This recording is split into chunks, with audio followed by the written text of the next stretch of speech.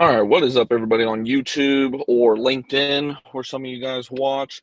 Griffin here, just coming back with a live stream. If you are tuning in for the first time, be it live or after this goes from a live to a video upload, welcome. My name is Griffin Thomas, of course, as you can tell by the title of the stream, probably.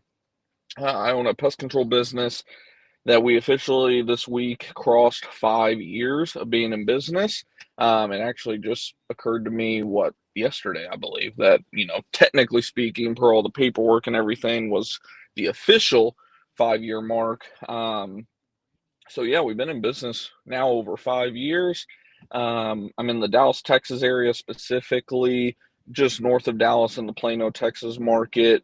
But, we go all over DFW, of course. And on my channel overall, I just document this entire journey for you guys, the good, the bad, and the ugly. Luckily, we've gotten through quite a bit of the bad and ugly at this point, but my live streams for you guys who, again, just kind of brushing over everything, all the usual housekeeping items, so to speak. Our Q&As are exactly how they sound. Like, it's Q&A for those that are hopping in the live stream. If you have any questions about, starting a pest control business, growing a pest control business, you can always shout it out in the chat. I also pull from other YouTube videos and posts and things like that where I notice, a lot of common, what I would consider are like, FAQs, I guess. Just pulling from my memory, pulling from my experiences, things that I wish that I knew whenever I was first getting into the pest control industry.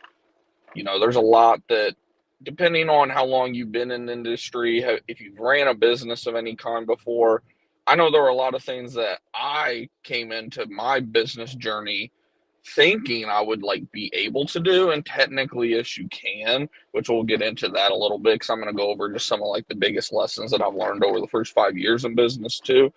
Um, but it can be detrimental to your business, specifically if you're looking at growing your business.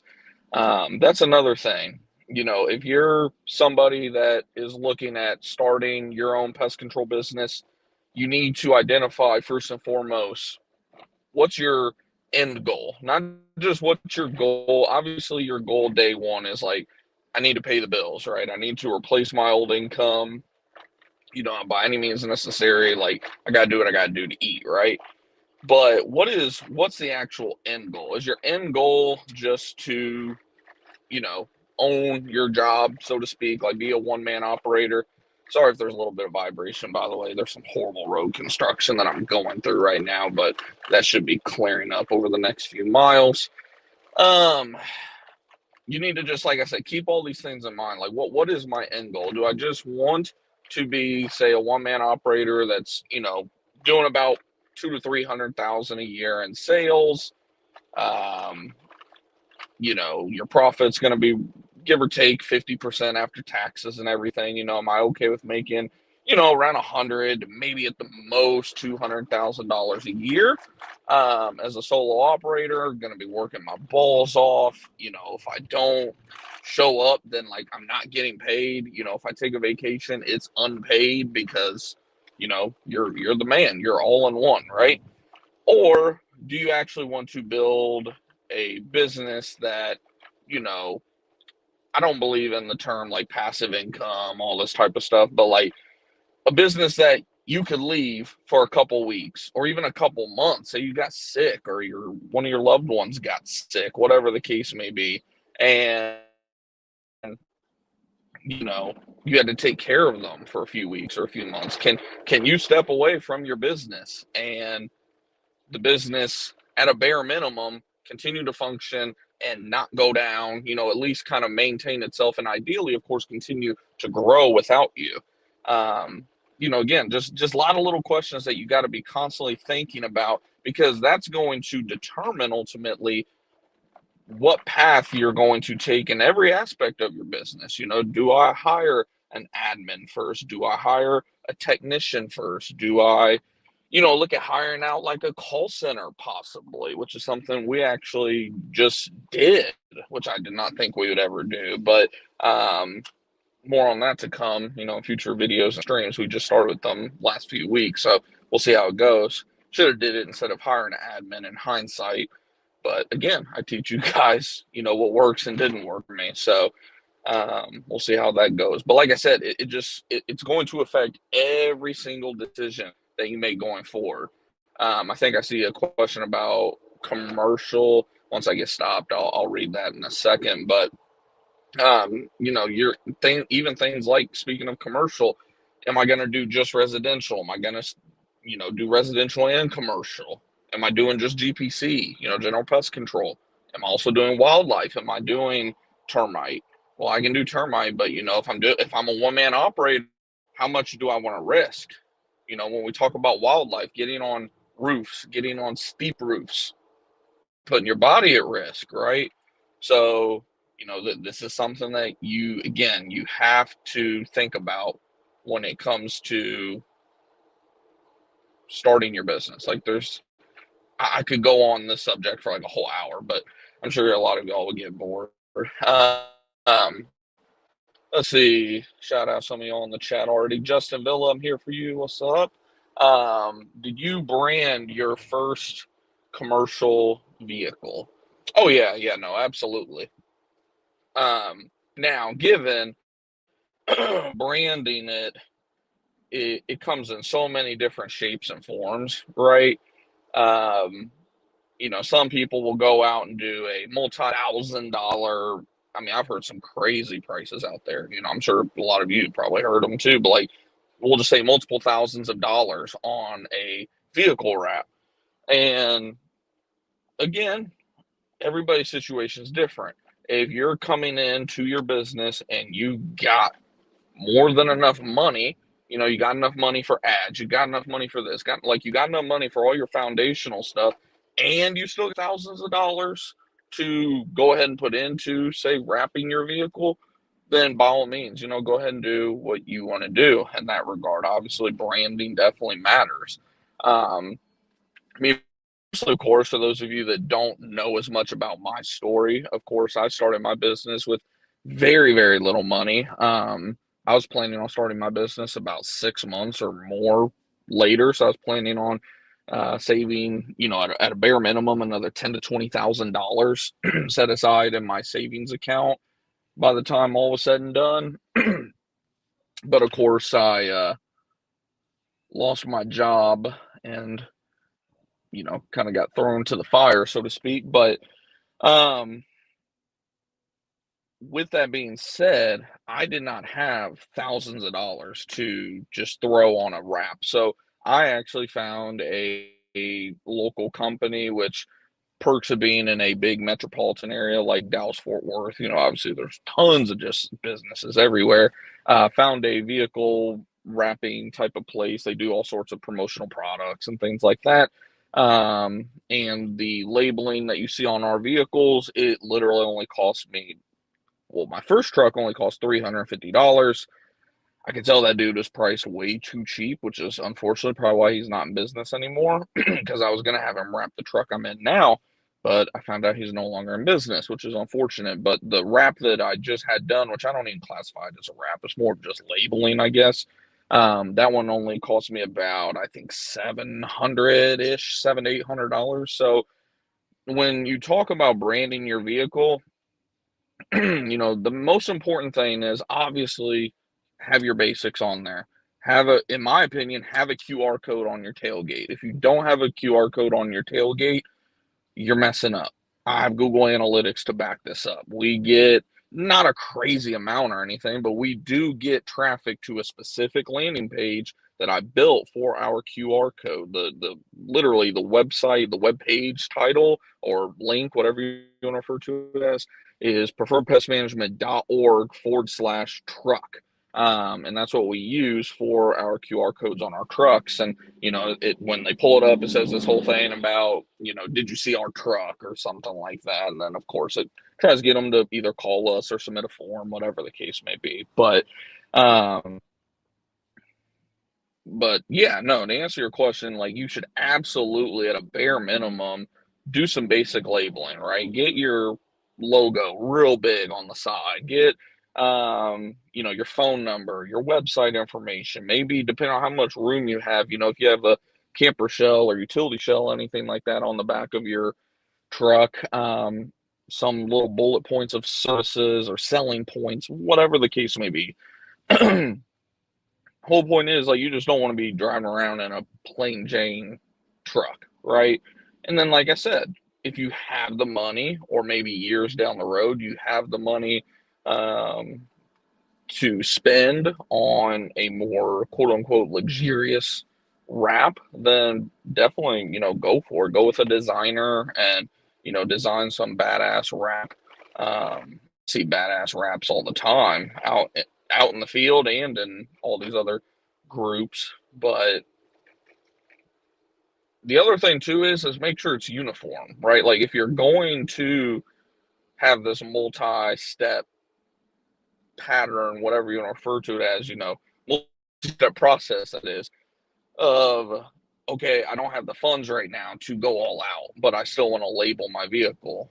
Then when keep in mind that if you are ever going to do that, it's going to cost money to take the labels off, unless if you do it yourself, which of course you can. It's not very difficult to rip labels off of a truck, but it does take time, obviously. Um, but then obviously you're going to have the cost again for every single truck, and you want to keep everything uniform, right? You don't want to have half your trucks driving around with your OG label and then two or three trucks driving around with, this badass wrap where, just none of it's uniform, right? And maybe it's just a little OCD on my part. Like, I don't even like the fact that we have, for like general pest control trucks, right? I have my Nissan Frontier, but now I have a Ford Maverick too. Like, I don't even like having different types of vehicles, different colors. Like, I want everything to be as uniform as possible.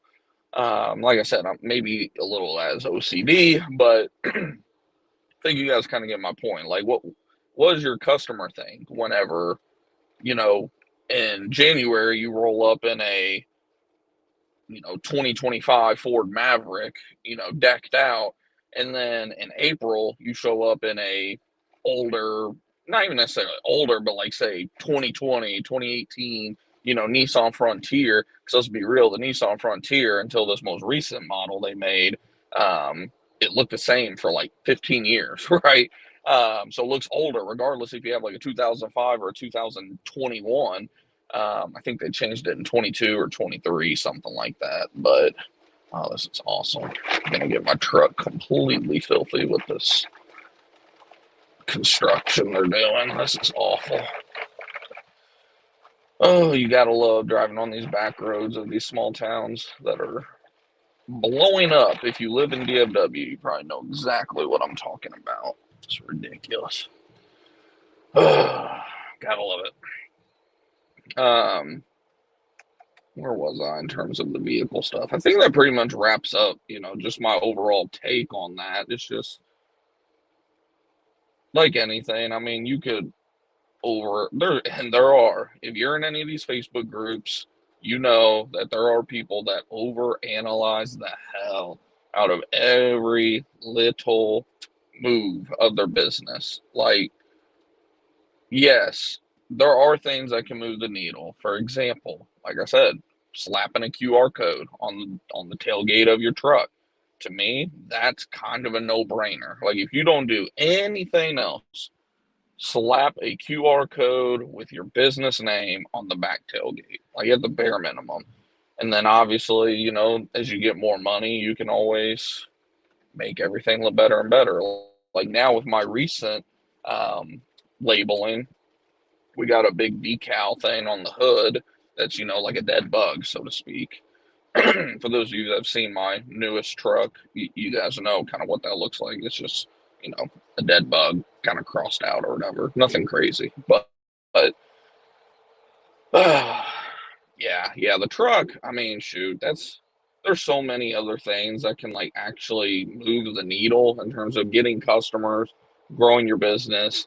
That, like I said, as long as you're not driving around just a total POS truck that isn't labeled at all, or has some labels that look like you printed it out at home and slapped it on yourself. Like, I mean, you guys know what kind I'm talking about, right? Like ones look like magnets, or I think they even make magnetic ones, come to think of it, but you guys know what I'm saying, right?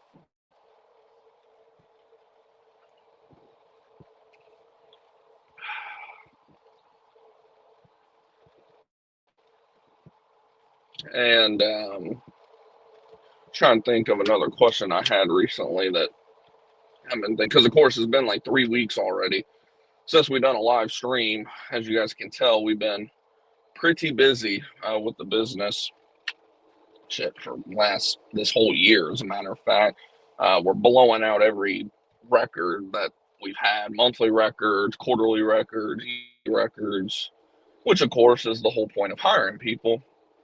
But needless to say, which I knew was going to happen, like me myself, I'm getting a lot busier before I'm less busy, if that makes sense. Because while I am not having to be out in the field quite as much, my God, days like today where I am in the field, they're a problem.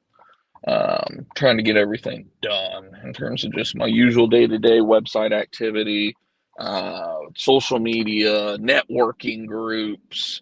I've missed my networking group for 3 weeks now because we've just been so busy lately, which is good. I mean, I always say it's better than the alternative, but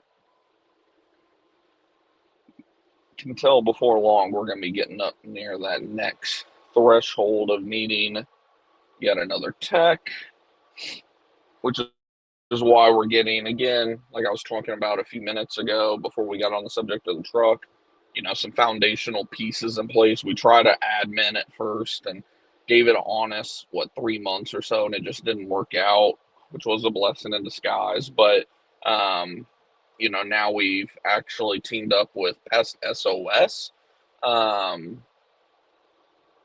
They're a company that's actually out of Oklahoma City, just to the north, if I recall, either Oklahoma City or Tulsa, something like that. Like U.S. based, not one of these Philippine call centers or anything like that. This is a U.S. based call center that they specifically work with pest control companies, to the point that whenever I mention that, we do weed and fertilizer, they said that they wouldn't be able to sell that, but that they could, schedule inspections. And I was like, okay. I was like, that's good to know. Like, that works anyways, but good to know.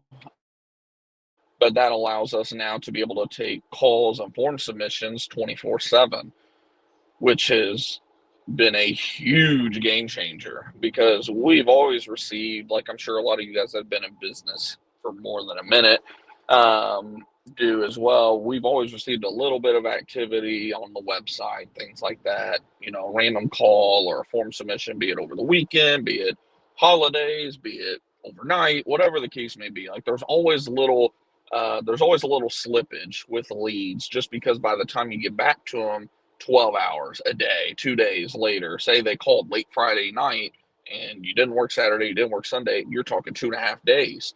By the time you reach out Monday morning, they're like, dude, we got that shit taken care of already. Like, we already got somebody coming out here. Um, so that was a big part of why we decided to bring on Pest SOS, was because I noticed with the Google Map algorithm changing yet again, a big emphasis is on your business's operating hours. So with that, we decided to make the move of, hey, we want to be able to answer calls and form submissions, round the clock, essentially, outside of course, like the big holidays, right? Um, so that's where we brought on Pest SOS.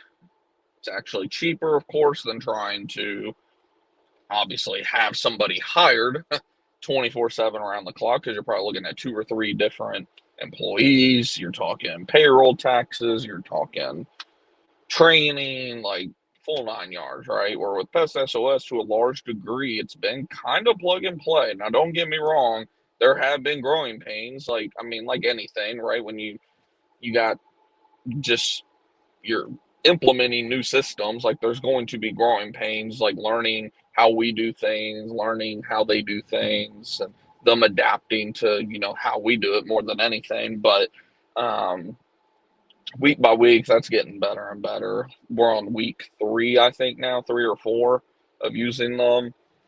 Matter of fact, I think this starts week 4 because we started on a Wednesday with them. So I think we're on week 4 right now. But that has been great for us. That's why I'm out in the field today, as a matter of fact, because they actually sold 2 new starts for us for today, and my technician is off today for personal reasons. But um, that means your boy had to get out in the field again today. Let's see, I think we had a comment.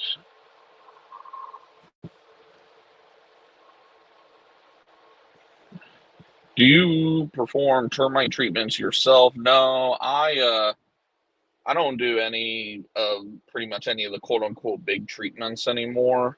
Um, I'm sure there will be times here and there where I'm gonna have to, but right now, no, I do not. I haven't done a termite treatment myself in over a year, or I don't know if it's been over a year.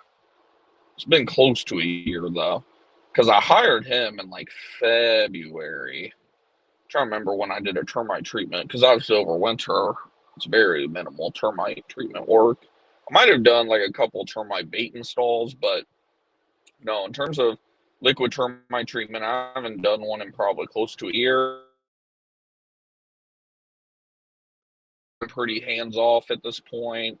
Occasionally, if we're like super busy, I will help him out, do some groundwork, kind of speed up, getting a job done. Or, of course, if we sell a attic remediation job, that's a 2 to 3 man job. So I usually help out in that case. And then, of course, I run new starts, regs, callbacks, like just whatever we need to do to make sure that everything is going to get done. A month like this, where we are both trying to be off, a solid half the week, the week of Thanksgiving, because I'm not the type of business owner that really, for pest control, is like, oh yeah, we need to work Black Friday. It's like, dude, nobody wants you at their house on Black Friday. Like, let's be real.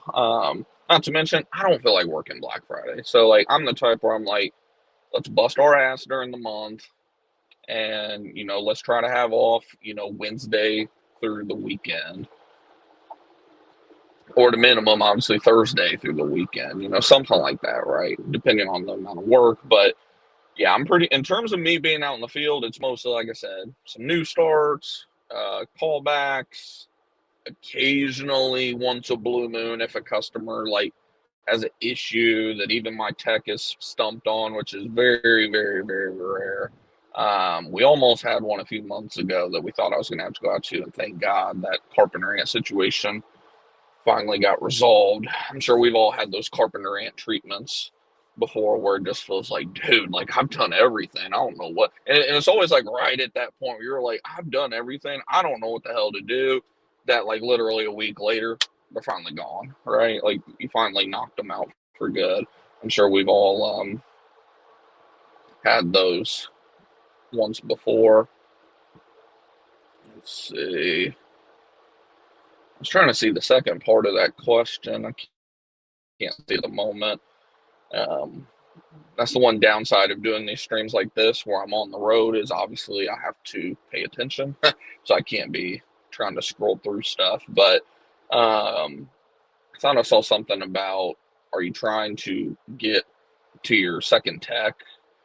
I'm guessing you're asking me. Yeah, no, assuming that's what the rest of that question was. Yeah, we've been talking about that actually quite a bit over the last month or so, because we keep having these like spikes in volume. And I mean, I'm talking ridiculous. Like there was one day our website had like 55 new, not just like from like me messing around on the website, new users on the website in one day. I dove into that, and it looked like about 20 of that was some BS Chinese traffic of some kind. But either way, that even you take all that out, that's over 30 people that were on the website And I can tell you, based on our call volume that day, that sounds about right, because we had like at least 10 calls or more, if you combine calls and form submissions that day. But my whole point of saying that is like we're starting to have these huge spikes in volume, not every single day, but enough to where it's like we don't even have the foundation to support that volume, which you guys know that I talk about a lot on this channel. Is it's like, what is the point of trying to, and by the way, that's with no Google, I have no ads running right now, no Google ads. You guys know I don't really do Facebook ads hardly ever, other than for brand awareness, you know, if I'm trying to cut my tax bill at the end of the year or something like that. You know, we're running virtually no ads. We have our Google LSA running, which gets us anywhere between like 1 to 5 leads a month at this point. Like, it's very minimal. But yeah, no, we're all of it is straight organic. It's our Google business profile, and our website is really, really, really starting to perform for us finally, after many years of or it feels like at least many years of messing with it over and over and over. Just, that's the thing with SEO though, is like it never stops. It never ever stops. Like, the moment you start kind of getting some wins, you might have a page that, because of a recent algorithm update, starts, you know, it needs to be totally revamped, right? So it's a never ending game with SEO. That's a whole nother subject for another video or stream. But my whole point with like generating the leads like that at that amount of volume is you got to be careful, because you can end up, believe it or not, setting yourself up for failure if you don't have the foundation in place to support, obviously, all this new work. And that's kind of the fine line we're walking right now, is like our recurring revenue, because that's what I like making decisions based off of, is the recurring revenue. I don't like going based off of expected revenue. Like, obviously we can kind of, within reason, I always like to look at the trailing 3 months as like a trend of what we can expect. But I don't really ever, hardly ever, I should say, like making big moves in terms of hiring, buying more equipment, whatever the case may be, without the recurring number at least being very close to covering that new expense. In the case of hiring a technician, for example, say we hire somebody with no experience, or little experience, you know, somebody that we're going to have to train, like, you, that's money that you're just essentially losing, right? Because when they're training, that means they are either with me or with my tech. Either way you look at it, either way you look at it, you're not making money on that technician for the first 2 to 6 weeks, depending on the length of your training, and obviously state required trainings. Like in Texas, they have to go through about a week worth of classwork training. So, you know, that's a whole week. That's if they don't have a license, of course. If they have a license, then nothing to worry about. But like we said, in the case of if you hire a guy with no experience whatsoever, I mean, there's a lot of cost up front. And then, of course, just the ongoing continued cost as well. So just constantly working with, that's kind of, in all honesty, my whole role at this point, is just constantly looking at, you know, best case scenario, worst case scenario, realistic scenario. Should we do this? You know, just decision maker at this point, is what it feels like a lot of my job is, or my role, I guess, if that's what you want to call it. I mean, even on small things, like, you know, we've been teaming up with a lot of local chamber of commerces and sponsoring different events and things like that lately to, um, not just get brand awareness, but get some backlinks, you know, generated to our different location pages and things like that to help our website. And that stuff obviously costs money. You know, Chamber of Commerce, we've probably spent upwards of $2,000 to $3,000 over the last few months in Chamber of Commerce memberships. We spent another, I forget, $500 to $800 sponsoring the Plano Turkey Trot for 2025. It's like a what 5K type of event that we got a backlink from as well.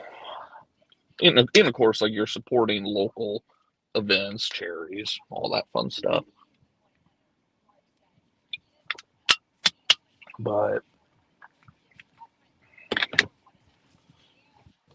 let me see now that I'm stopped here if I can.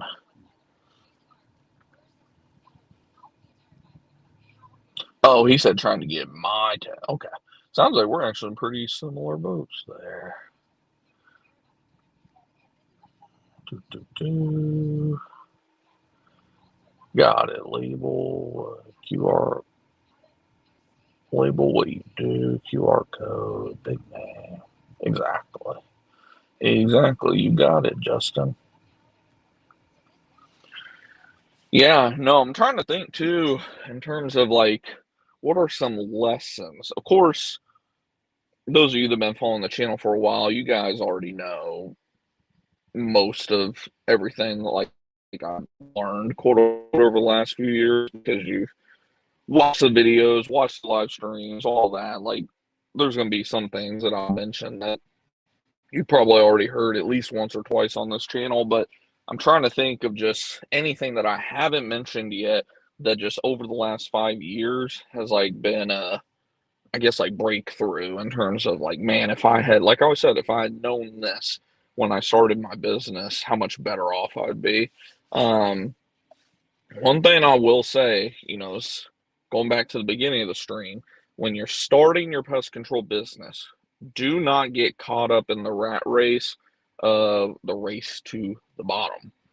I know when I was thinking about starting my pest control company, not even like in the stages of doing it, just like, about a year or so out from starting back in like 2018, 2019, somewhere around there. I was like, man, you know, I was seeing because obviously Terminex, you're paid on production, so you got to see what you were making the company, so to speak, in terms of production done. And I was like, damn, they're charging these customers like 120 to over $200 for quarterly service. And I was sitting there doing the math on, oh, it's only, maybe at the most $5 or so worth of chemical, this and that. You do the math and you're like, oh, dude, I could do this shit for like, I could undercut them, do this for like $50, $60, and, still make a good living. But what you don't think about is all the underneath, the overhead, right? The softwares, the fuel to get to the customer's house, your wear and tear on whatever vehicle you're using, the equipment you're using needs either replaced or repaired almost on a yearly basis anymore with how cheaply everything seems to be built. Taxes, an accountant, because obviously, once you start making honestly, I would say if you're doing over 50,000 a year in sales, you need to have an accountant. Like it's irresponsible for you to not have an accountant if you're doing over 50,000 in sales. Not even just in net profit, in sales. So you're talking pricing of an accountant. Um, some people will say you should probably have a business attorney. It's not a bad idea. Again, it just kind of depends on where you plan on going long term. Again, if you're trying to stay relatively low, one man show, probably not. But if you're looking to get bigger, then probably not a bad idea. But again, like marketing, sponsoring events, this and that. Like next thing you know, even if say you manage to do 15 stops a day at $60, that's only $900. Uncle Sam's going to take minimum 20%. So that's what 180 of that 900 gone right off the top. Then you got all of your expenses that we talked about. You probably have to deduct at least another 40% off of that. Yeah, we'll say 30. We'll keep it light, 30. So 50% net.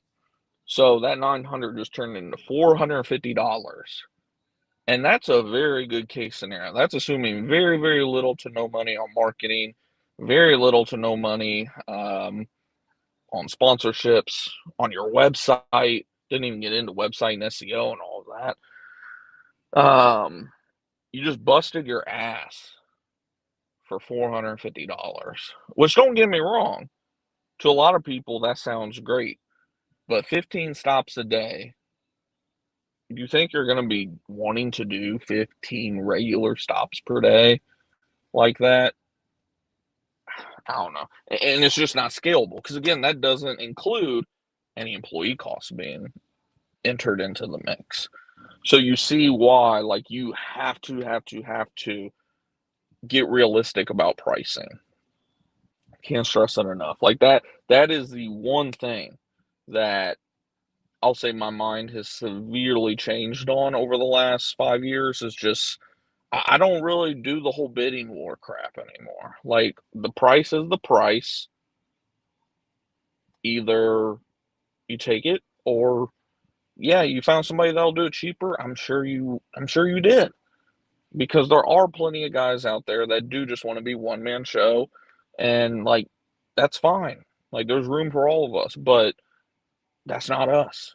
So like you have to know if you're going to try to grow your business that you can't participate in the race to the bottom, and even more so with that being said that you are going to naturally have a lower closing percentage. If you are closing more than 60%, you're priced too low, is what it is. I actually lowered our prices temporarily this summer, and all it did was lead to shitty customers. Not all of them, not all of them, obviously, but ones that we just would not have otherwise even taken on as customers. Um, and surprise, surprise, the moment that we started raising our monthly rates back up, even just $5 a month, nothing crazy, $5, $6 a month, raising them back up. Sure, our closing rate has not even really dropped much, I would say. It's dropped maybe 5%, very minimal, but our quality of customer is better. Um, it's just overall, like,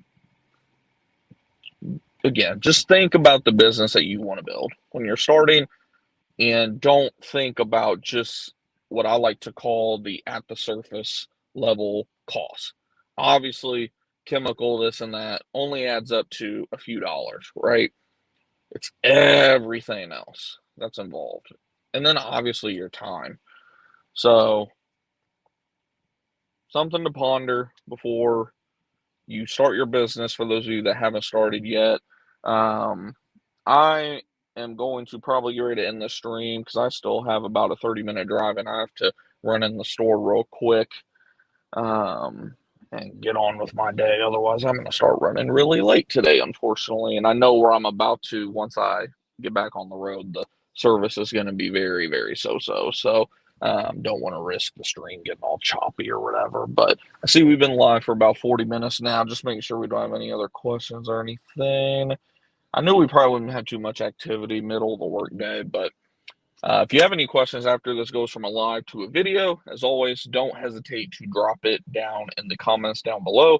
And if you're not already subscribed, go ahead and do so. I saw we're getting close to 4,000 subscribers already, which is crazy, especially with as little as I've been uploading lately. But and by the way, speaking of which, if you're not in our Discord group, Facebook group, I believe there should be a link in the description of the stream. If there's not, there will be at some point in the very near future, and it's in every other video as well. So I appreciate you guys as always. Go out there, have a great weekend, keep crushing this year, and I'll see you guys in the next one.